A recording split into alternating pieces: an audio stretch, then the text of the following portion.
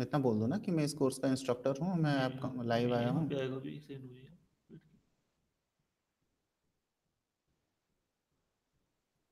ये 3 से 4 है। जी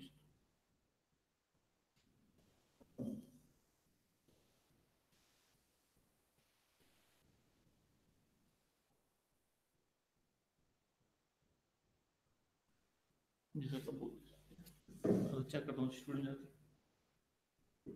कई sir hello, I am Anindya Jayanta Mishra. I am the course instructor of Sociology of Science, the course that you have taken. If you have any queries regarding the questions, regarding the lecture material, regarding whatever I have taught online, you can always ask your questions now. Fine.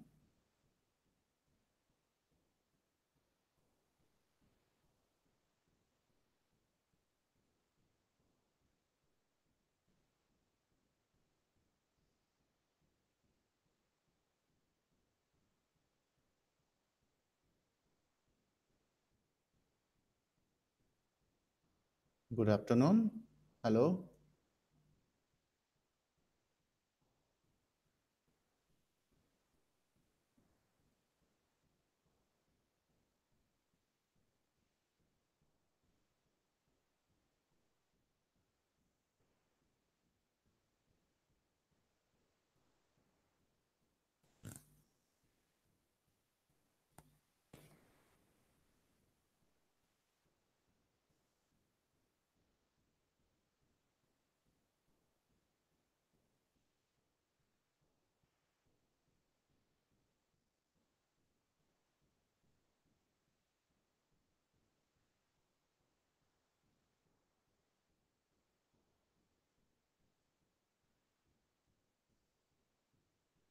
You want to know what is paradigm?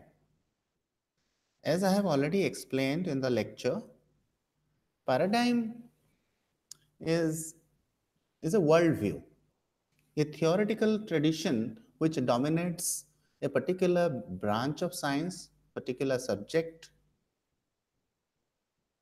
during a particular time period. The time period can be a few years, can be a decade, can be centuries. One of the biggest paradigms, for example, was the entire universe revolves around Earth. So that paradigm continued for centuries. The scientists, scholars, religion all believed in that. Till in 17th, 18th century, that paradigm changed when scientists conclusively proved that ours is a heliocentric world, a heliocentric universe. That is, the universe moves around, revolves around sun, not earth. So for those time period, all the scientific activity that was taking place in the field of physics, astronomy, took that view that Earth is the center of the universe. But that paradigm changed when new evidences came to light. Initially, such new evidence were rejected because it was not conforming to the existing data set. But as more and more evidences started coming in, it challenged the existing paradigm. And more scholars, more and more scientists started believing or started accepting this worldview that ours is a heliocentric universe. So a new paradigm begins. So if we look at a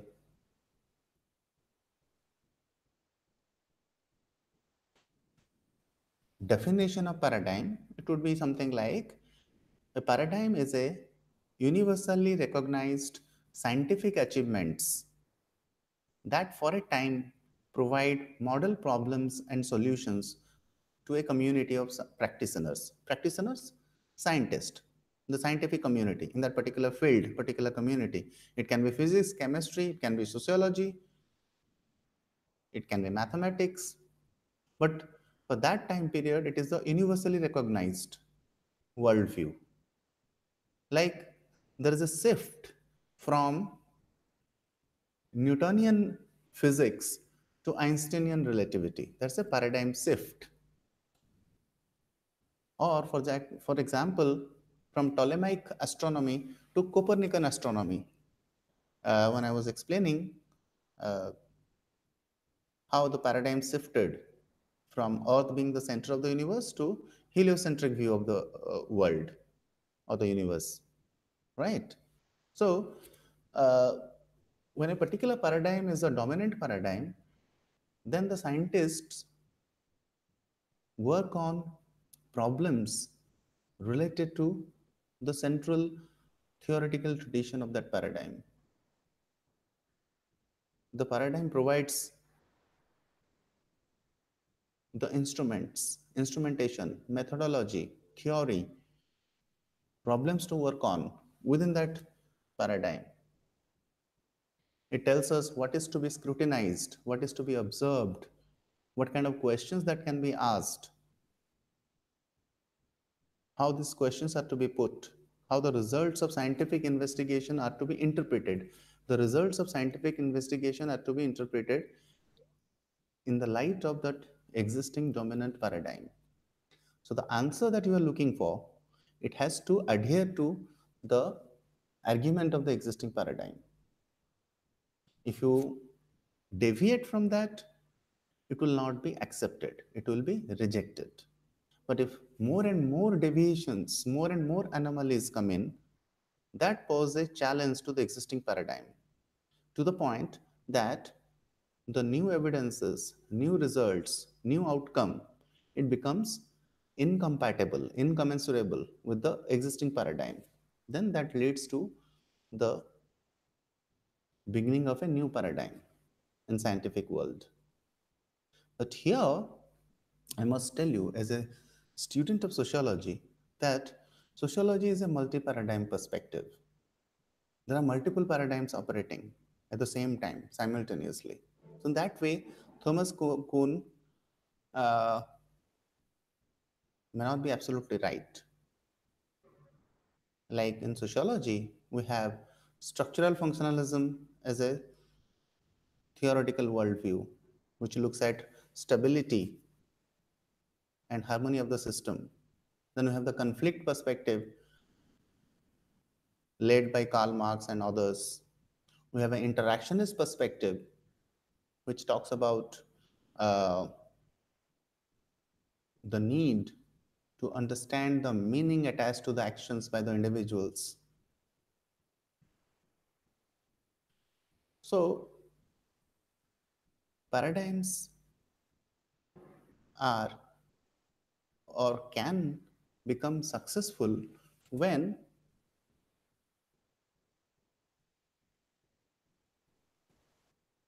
uh, it is how do the paradigms continue its dominance? How does it solidify? What does solidify a paradigm in a particular field?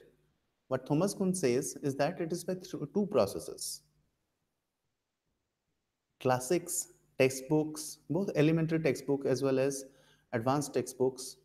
It helps in solidify or strengthening the dominance of a particular paradigm in two ways. First, achievement of these classics are sufficiently unprecedented. Nobody had thought about the physical world or the natural world or the social world the way this particular paradigm has looked at. There is something novel about it, something new, something original, which attracts the practitioners in that field, scientists in that field. Second, they are sufficiently open-ended to leave all sorts of questions and problems to the redefined group of practitioners to follow. That is, it has a lot of open questions and problems which can be taken up by the scientist. to work upon. And they work upon these problems and questions within the arguments of that dominant paradigm, making use of the instruments, methodology which has been defined by that paradigm, making use of the theory to interpret the data, the results, the findings within that paradigm. I hope I have explained the meaning of paradigm briefly.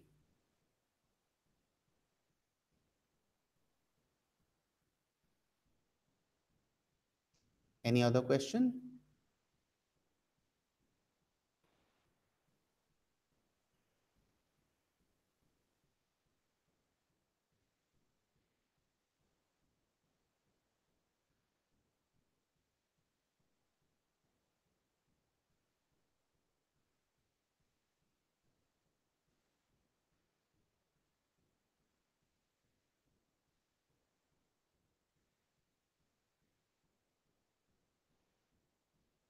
Well, it would be difficult for me to say or answer this question, but if you're talking in terms of paradigm, in different fields, there are different paradigms that exist. Uh, in sociology, as I was telling you earlier, that there are multiple perspectives in operation. Structural functionalists may have lost their glory. Conflict theorists may have fallen into disuse. Interactionist theorists are still active. Then we have postmodernism, post-structuralists. All these theoretical traditions, paradigms are competing with each other and trying to explain the social world that we are in. Similarly, in subjects like natural science subjects like physics, chemistry, or mathematics, there are certain paradigms which are still dominant. It would not be possible for me to explain the paradigms existing in each of the disciplines right now, but if we go by Thomas Kuhn, there is a predominant paradigm that exists or worldview that exists in every field. Fine?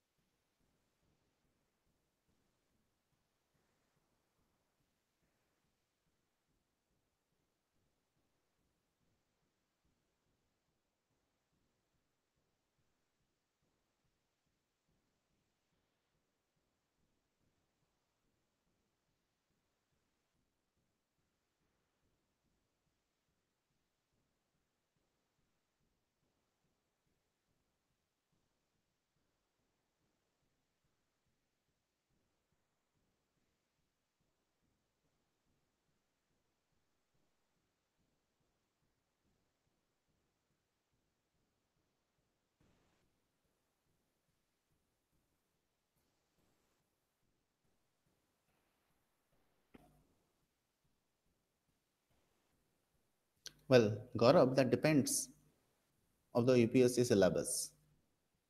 I do not know what is the content of UPSC syllabus for sociology. If it has components like Thomas Kuhn's structure of scientific revelation or Karl Popper's falsification or Robert Merton's Matthew effect, then this course would be useful for you. If there are some material elements from this course which is included in the syllabus for sociology for UPSC exam, then it could be important.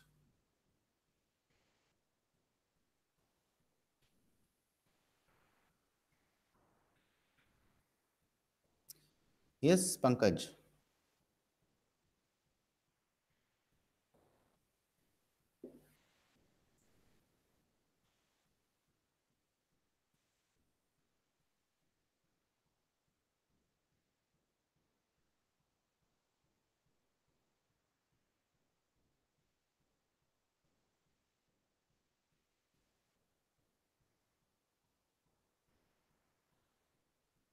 There's another person online, fantasy creation. He or she can ask questions related to the subject, sociology of science, or else it can be Pankaj.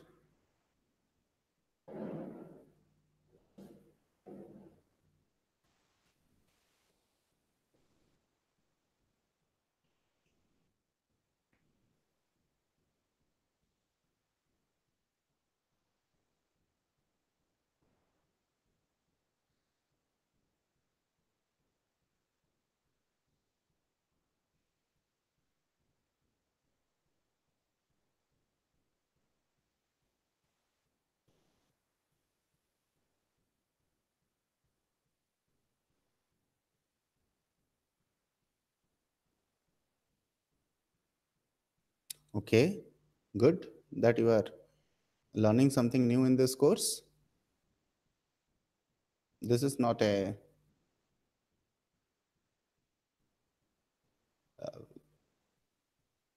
regular course in sociology as such, it's a specialized course.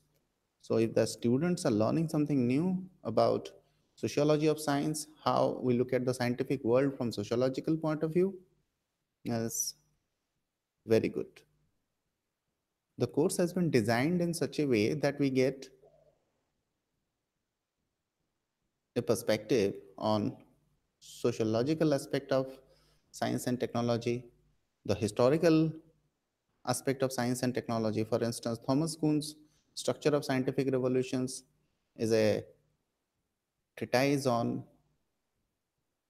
scientific knowledge, the evolution or revolution of scientific knowledge in a historical context.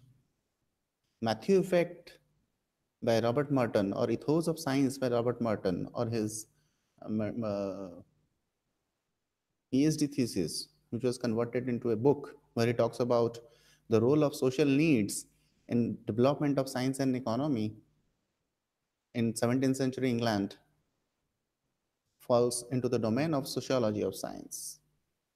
We have Karl Popper talking about falsification. His theory of falsification or science as falsification is an example of methodological issues in science, technology, and society.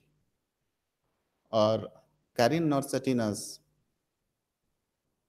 discussion on scientist as an indexical reasoner is an example of using sociological knowledge to explain how scientific knowledge is produced at local level, at the laboratories, at scientific institutions. Then we have also covered the reasons for development or lack of development of science and technology during the British era, followed by Haribabu's discussion on what else, or rather, what stops from Indian scientific community being much more rigorous. He looks at the peer review system.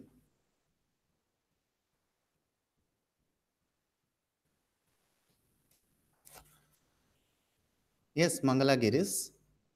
The question is that whether it is scientists or engineers, you see, the example is that of engineers, but engineers are also examples of scientists. In other words, when Nosatina says that scientists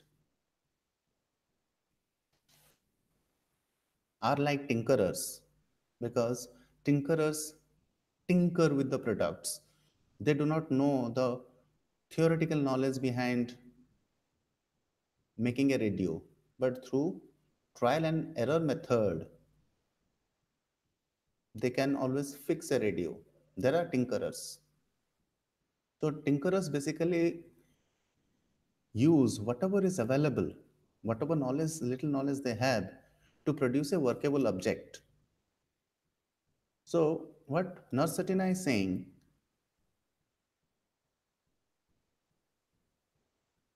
engineers and scientists are also like tinkerers. If you have listened to the lecture on Nersatina's scientist as an indexical reasoner, she tells how in local conditions scientists operate, how the local situation determine scientific knowledge production, with how the scientists are opportunist, but it is not a individual characteristics of any particular scientist. It is a group characteristics, because scientists have to work, they have to produce some result. For that, sometimes they tinker with the existing objects. For instance, if you remember, in the lecture I have discussed how energy crisis forced certain scientists in Northern California during North Satina's field work to use foam instead of water, or using ferric chloride for certain experiments because it was cheaper, easily available.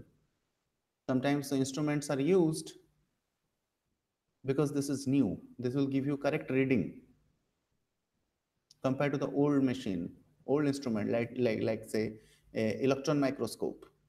A new laboratory, state of art laboratory can be an asset for the scientists in that particular scientific institution. They may devise, think of a problem to make use of that laboratory facility because it is state of art. It has trained staff, it has latest instruments. So, in that way, scientists can be an opportunist. Scientists can make use of the existing facilities. So, when it comes to this tinkerer, scientist, oblique engineer, there should not be any confusion.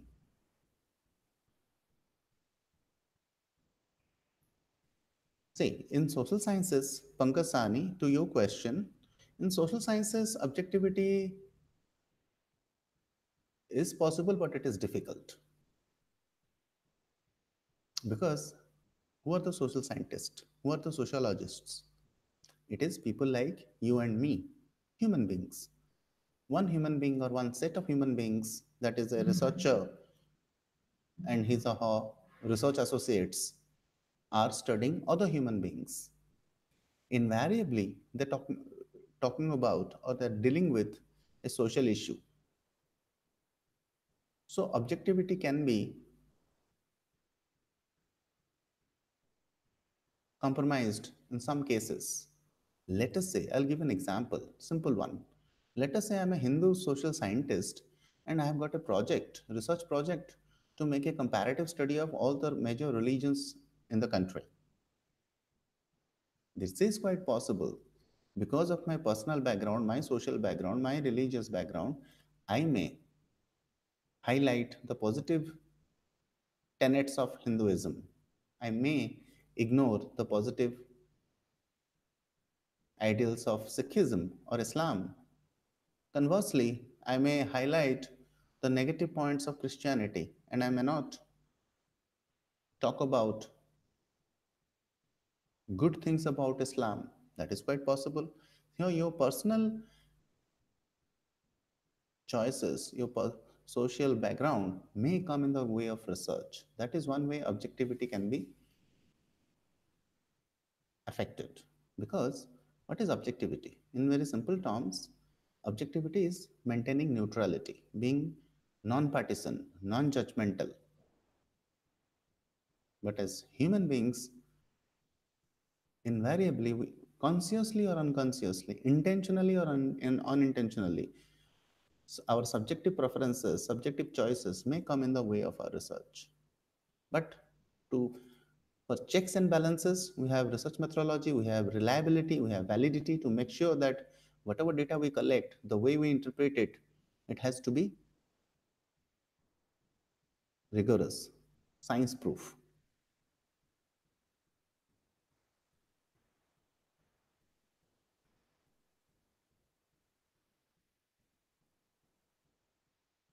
Another way in which we can look at objectivity is if we can bring in postmodernism. Postmodernism says there's nothing universal, nothing objective. Everything is localized, everything is particularized. We can only talk about a certain place during a certain time and say that we studied the interrelationship between caste and politics in these districts of Uttar Pradesh in the year 2019. And this is our finding. We cannot say, as postmodernists argue, that this finding about the interrelationship of caste and politics is a universal feature of Indian society.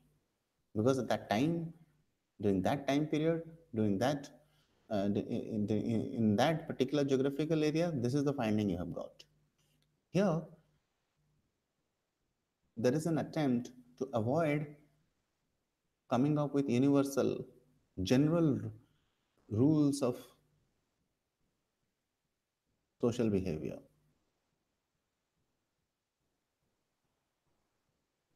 as was the case with the positivism tradition. Positivism tradition in social sciences essentially talks about applying universal criteria, coming up with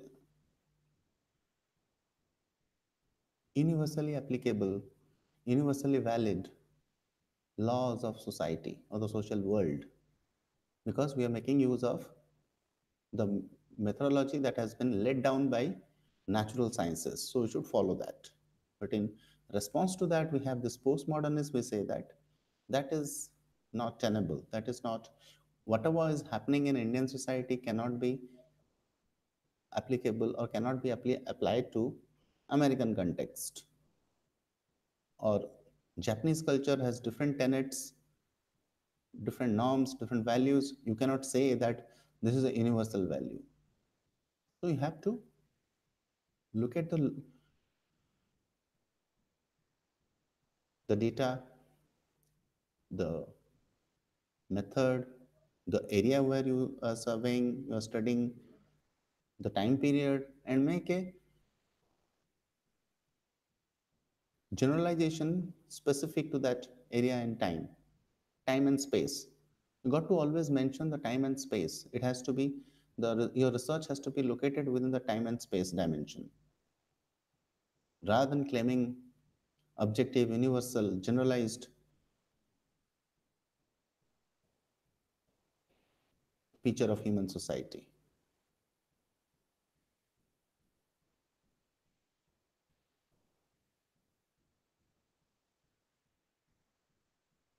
Thank you, Mitaje. It's good that you are learning something new in this lecture series on sociology of science.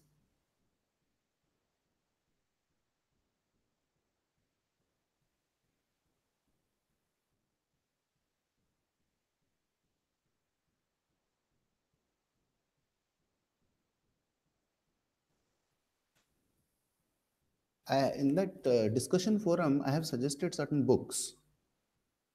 You can refer to them.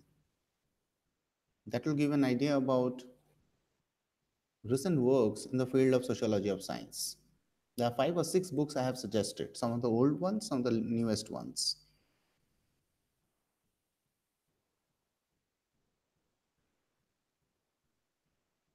I have sent my response to a couple of students who are registered in this course, and I have sent them a list of books that can be referred to for this course.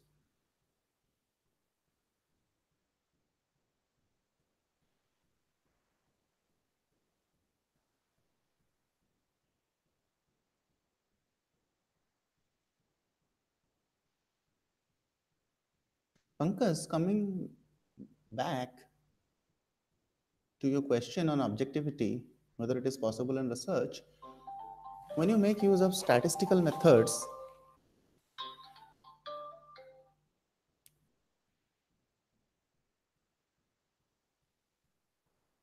excuse me,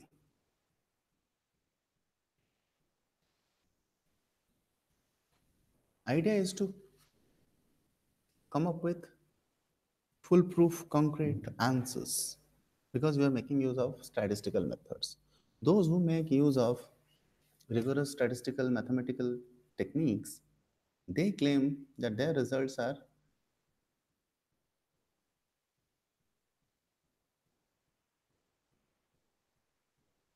objective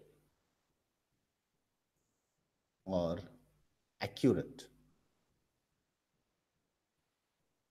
So there has been two traditions in social sciences, one qualitative tradition, one quantitative tradition. The quantitative tradition relies a lot on statistical and mathematical technique to come up with accurate results, whereas the qualitative tradition relies a lot on subjective interpretation. Subjective interpretation of not only the researchers who are researching, but also the people from whom data has been collected. It relies a lot on narratives, case studies, coming up with themes, categories, common themes, common categories to explain social phenomenon. So there is no straightforward answer to this question whether objectivity is possible in social science or not. Different social scientists make use of different techniques and come up with different results. Some claim that since it is tested by statistical mathematical technique, it is more accurate. The qualitative researchers say that since we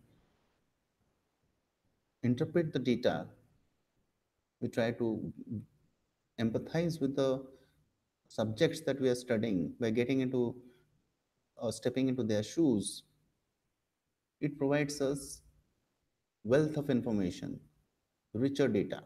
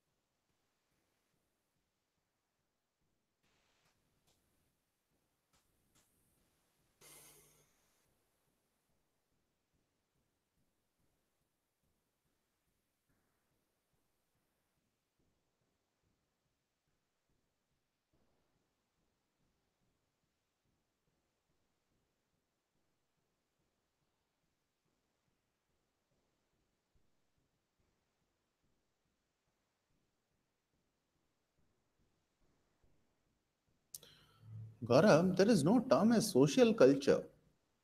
There's culture. What is culture?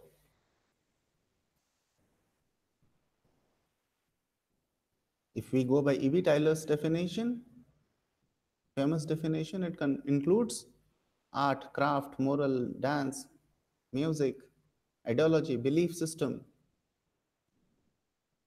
food, diet, dress of a particular social group.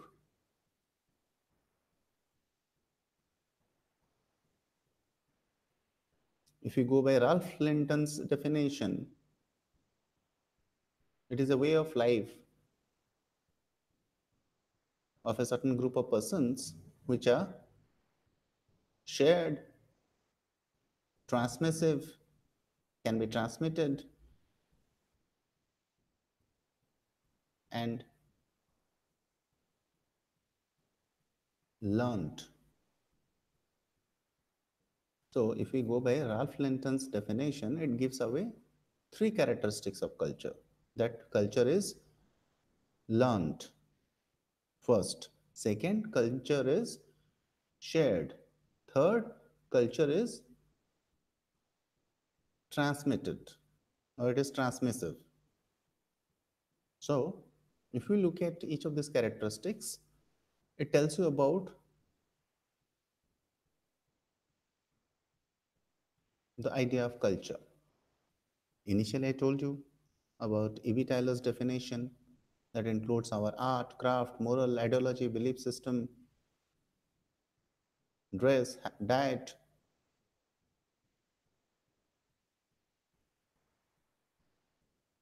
language. So, culture, every culture has this distinct elements. Now, if we come back to Ralph Linton, he says culture is learned. That is, culture, we do not, we are not born with a culture. We are born into a culture. In other words, culture is not a biological property of human beings. It is not innate. It's not inbuilt characteristics of human beings. We are born into a culture. We are born into a particular caste, particular religion, particular family, particular region. Hence, we pick up, learn, imbibe, incorporate the cultural elements of that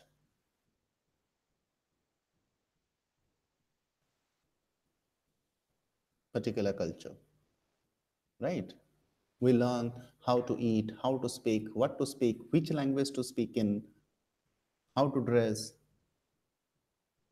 We learn about our dance forms, about our art form, about our uh, what to eat, what not to eat, what religious belief to have, what caste rituals to follow. So we learn it through a process of socialization. Somebody else has asked this question. Socialization, I must relate the two, culture and socialization. We learn culture through the process of socialization. We are socialized into the society. By whom?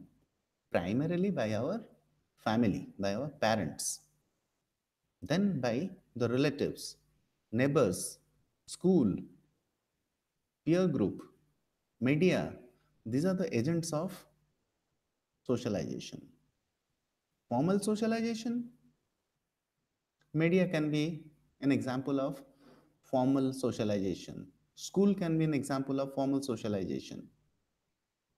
In school, we learn right from our initial days in school, from our nursery days, how to talk, how to sit, how to behave, how to conduct ourselves, how to talk to the seniors, how to talk to the teachers, how to dress, how to learn the manners, customs. The school teaches us as an agent, as a formal agent. And what does the media do? Media also does the same thing. Through media, that is electronic as well as print media, we learn about our culture through various programs, instructive or entertainment programs, through newspaper articles, through television programs, through magazines. Internet is a powerful medium of socialization. So, through socialization, we learn the culture of our society. We learn the norms and values of our society. We imbibe, incorporate the cultural elements, cultural traits of whichever society, whichever culture we are born into. So, coming back to this question of what is culture, first I told you about the fact that culture is learned. It's not a biological, innate quality of human beings.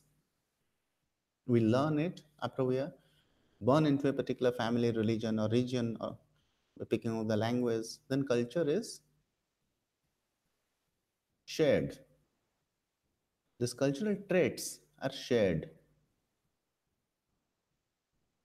For instance, amongst the Hindus in India, how do we show respect to the old person? One of the ways is by touching the feet of the elderly, right?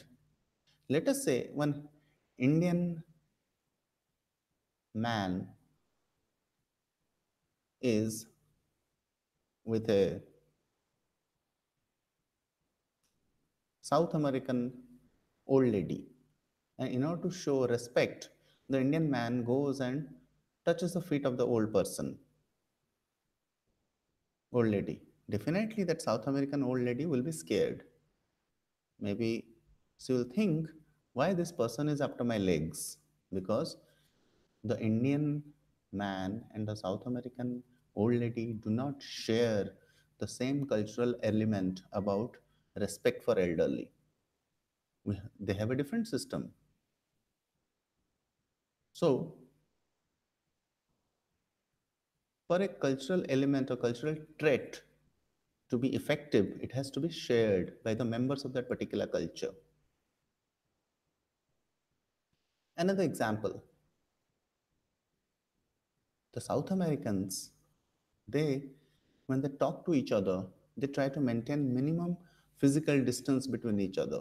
They feel that way they can establish rapport with the other person they're talking to or conversing with. But North Americans, they try to maintain a certain physical distance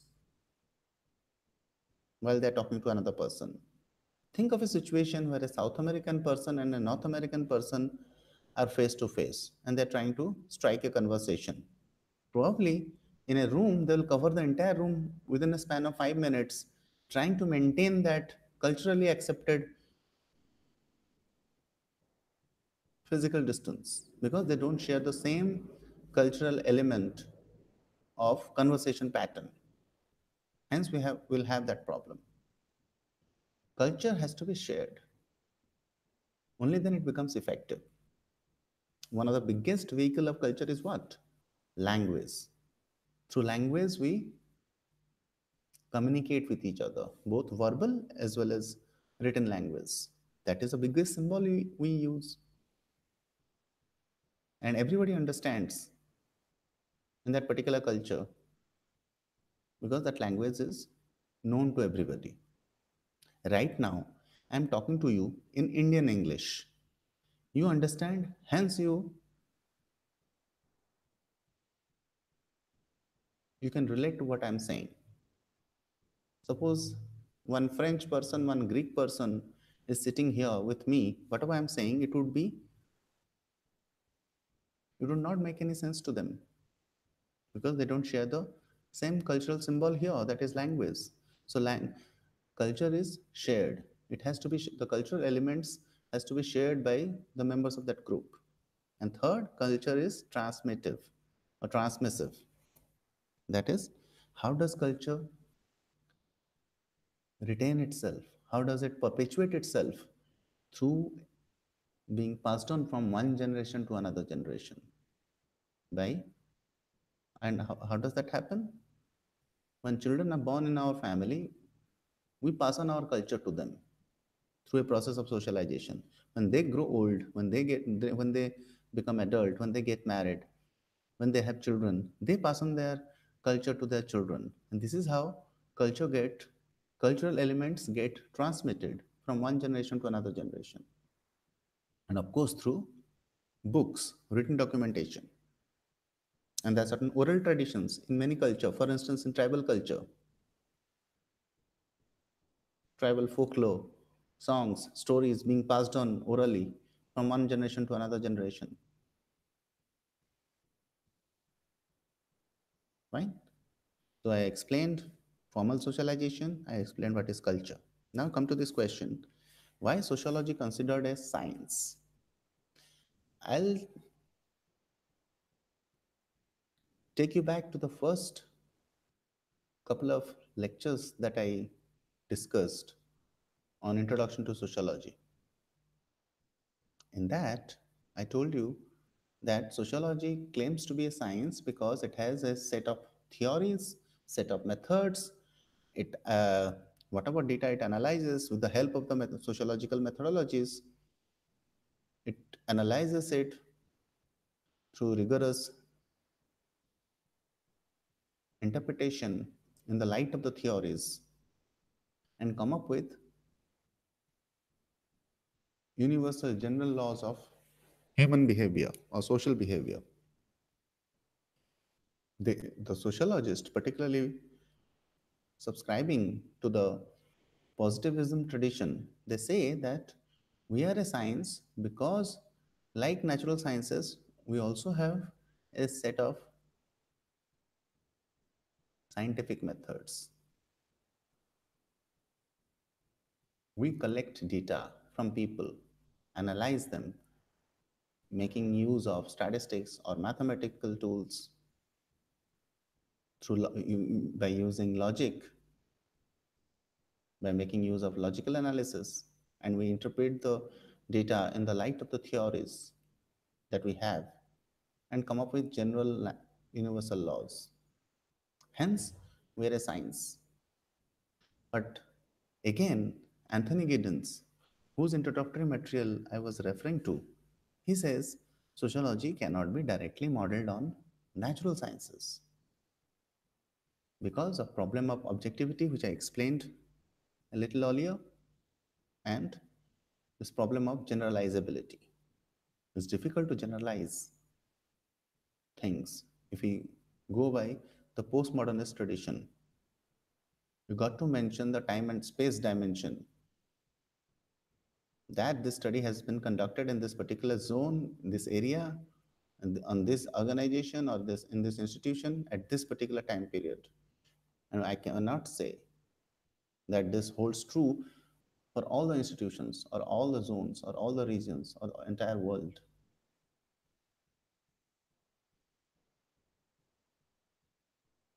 Fine. Dramaturgy. Irving Irving Goffman, he has a theory which comes under interactionist theory. Though it is not within the purview of this subject, but briefly I can tell you that we human beings are actors according to interactionists. We act out our roles by virtue of the fact that we are occupying a particular social position.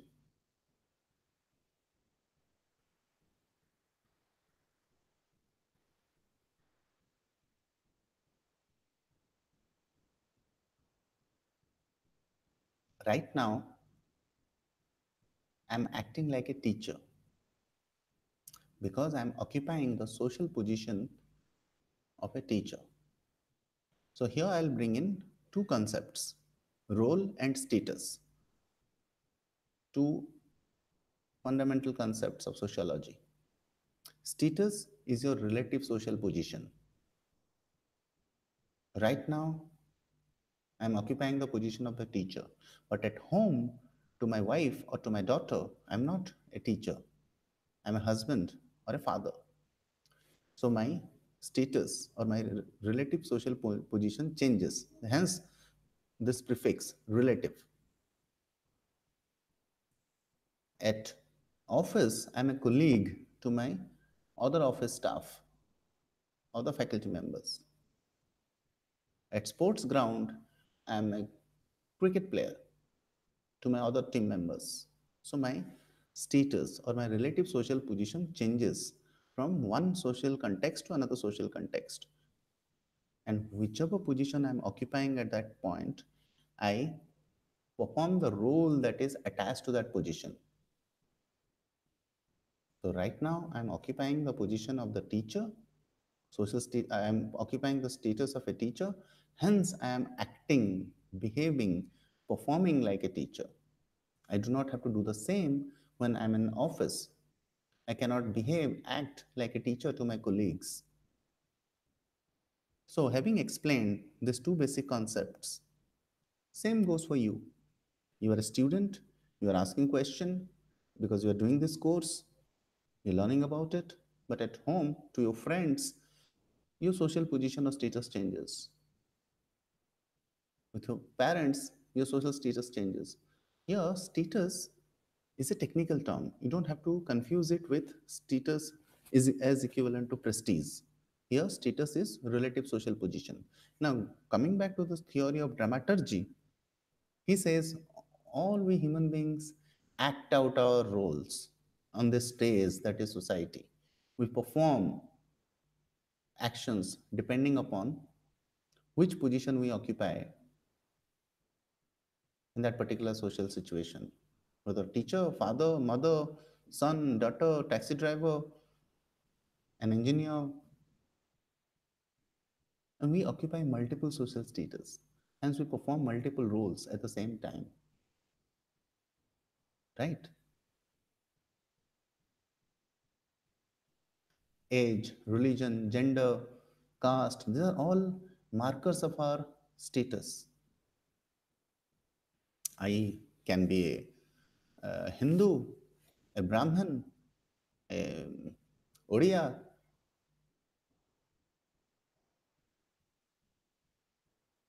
a professor, all at the same time, right? Middle-aged man, so age, male, I'm a male, so my age, my gender, my religion, my caste, my regional identity, all comes into play. When somebody tries to explain me socially, I have multiple social status. At the same time, I perform multiple social roles, whichever position I'm in, as a teacher, as a father, as a husband, as a son, as a sportsman, as a colleague.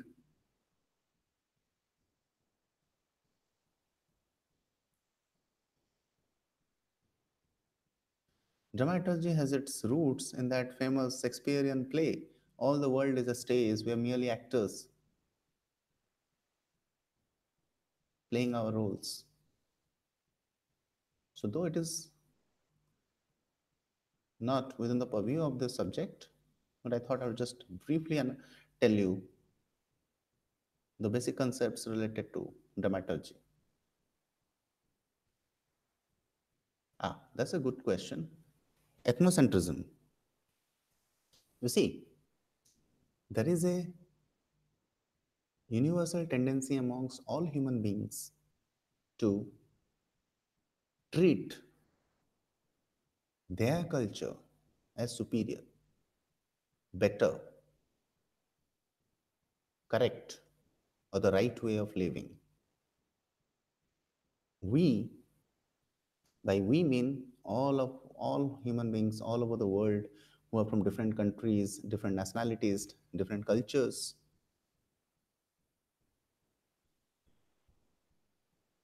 to use our culture as a yardstick, as a measuring scale. Anything, any culture that does not measure up to our culture is inferior, bad, undesirable. That's the basic idea about cultural ethnocentrism. All human beings have that because of our process of socialization. I told you about how we are socialized through our parents, through our school, through our peer group, through our relatives, through the media. Whichever culture we are born into, we tend to think the way we eat, what we eat, the way we dress, the way we speak, our values, our norms, our customs, our rituals, they are the best. Anything that doesn't measure up, doesn't meet that expectation is undesirable, bad, inferior. Most of these problems in the world begins or ensues because of this basic element of ethnocentrism that we have about our religion, about our culture, about our caste, about our region, about our nationality. It's just that different people have different level of ethnocentrism. Some culture can be more ethnocentric than the others. Some individuals can have more ethnocentric attitude. And why does ethnocentrism happen? Because lack of exposure, lack of mutual understanding, inability to understand each other's culture, rigid socialization, rigid religious teachings. It leads, all these factors lead to having an ethnocentric attitude we have.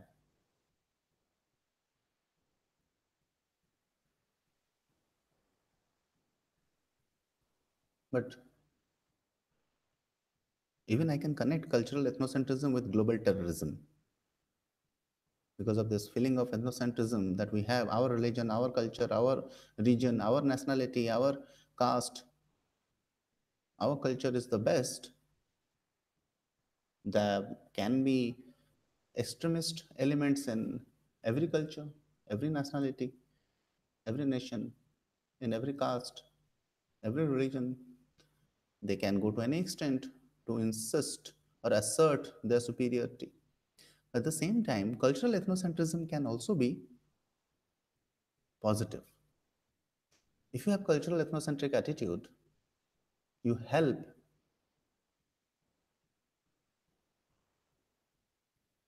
strengthening the group solidarity. It helps in group bonding. Cultural ethnocentrism helps in group bonding of those particular individuals who are part of that particular culture. It helps them, second, it helps them retain and maintain their cultural identity. Now, many cultures were becoming extinct over the years, over decades, over centuries now. There has to be so many cultures. With imperialism, with European imperialism, with Europeans started coming into different parts of the world, to Asia, Africa, South America, they started conquering new lands, new territories, and they started establishing their colonies there.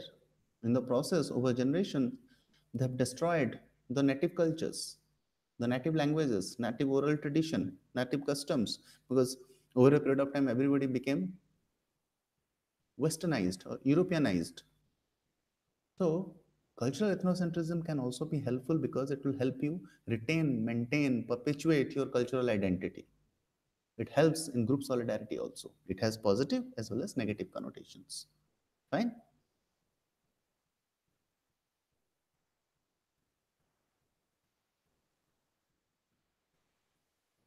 Devdatta, though deviance is not within the purview of this course, but a couple of lines I'll uh, use to explain deviance. Deviance is something you are doing which is not socially acceptable. There are certain socially acceptable rules, formal and informal ones. If you deviate from them, you don't stick to the group defined values or norms, you are considered as a deviant. And there are formal as well as informal social control mechanism to regulate, control deviance in any society, any culture. Formal social control mechanism, legislation, courts, police, judiciary. These are formal social control mechanism, law through which deviant behavior is controlled. Crime, if you commit a crime, crime has been defined in that particular society, culture, or nation as this constitutes crime. And if you commit a crime, this what will this is the fine or this is the punishment you have. That's a formal way of controlling, regulating deviance. Informal social control mechanism are religious values, custom, tradition, beliefs, norms, values. These are the informal social control mechanism which exercises more control over individuals in every society. In fact, informal social control mechanisms such as norms, values, custom, tradition, religious beliefs are stronger mechanism which controls, stops, regulates deviant behavior in any society. Fine?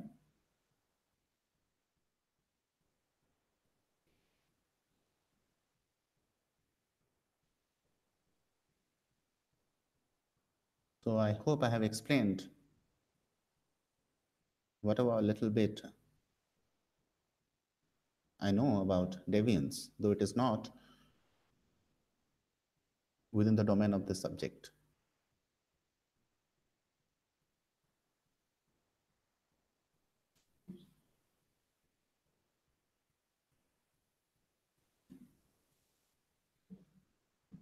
Time is up now. Yes, sir. 4. Stop. Huh?